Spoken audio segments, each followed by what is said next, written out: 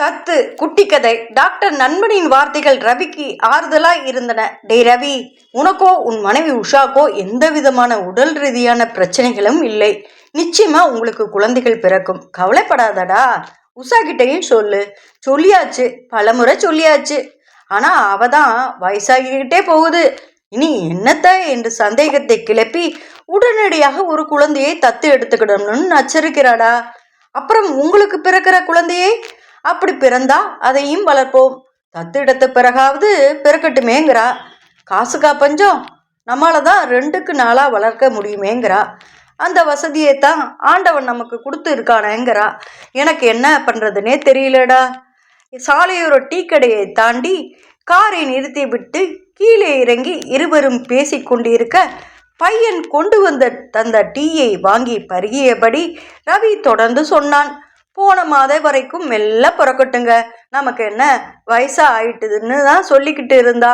ஆனா எதிர்பாராத விதமா அவளோட அப்பா அம்மாவை ஆக்சிடென்ட்ல பறிகொடுத்ததும் இப்படி பேச ஆரம்பிச்சிட்டா. தனிமைடா, தனிமை அவளை வாட்டுது. சொல்லிக்கண்டே டீயை உறிஞ்சியவன் காதுகளில் சாலையோரத்தில் நின்றிருந்த அந்த வயதான தம்பதியரின் பேச்சு விழுந்தது.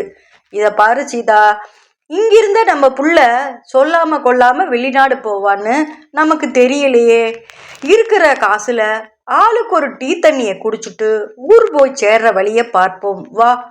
பெரியவ சொல்ல சீதா பாட்டியும் இருக்கும். ஊர்ல என்ன பெருசா இருக்கு, எதை வச்சு சாப்பிட? நட்ட 100 கோழியும் நீரில் மூழ்கி அவிஞ்சு அழுகி போச்சு என்று அங்கலாய்க்க ரவிக்கு பொறி தட்டிட்டு, தத்து என்பது குழந்தைக்கு மட்டும்தானா? இந்த பெரியவர்களை நான் தத்து எடுத்து வீட்டுக்கு அழைத்து சென்றால் உஷாவும் மகிழ்வாள். இறந்த தாய் தந்தையரே திரும்பி வந்ததை போல வீடும் கலகலப்பாகும். வாழ வழியின்றி தவிக்கும் அந்த வயதானவர்களும் மகிழ்வார்கள். ரவி முகத்தில் புது பிரகாசம். அந்த வயதான தம்பதியை நோக்கி நடந்தான். டாக்டர் நண்பரும் பின்தொடர. இத்துடன் இக்கதை முடிந்தது.